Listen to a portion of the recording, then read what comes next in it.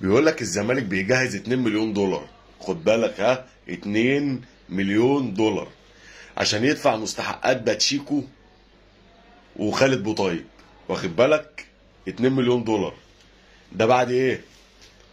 بعد مباراة بيراميدز مفيش، يعني ما كملناش 48 ساعة.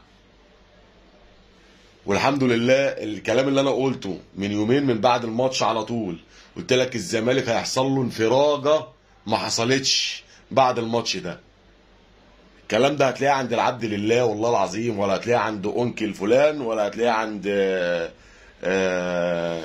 مجانيني والناس اللي بتطلع دي. اقسم بالله زي ما بكلمك انا قايل لك الكلام ده من بعد الماتش. في انفراجه جامده لنادي الزمالك. 2 مليون دولار هيدفعوا وفك القيد بكره بالكتير، في خلال اليومين اللي جايين فك القيد عن الزمالك ودفع مستحقات خالد بوطيب ودفع مستحقات بتشيكو. 2 مليون دولار وكسور. ابعتها له ابو تفويته.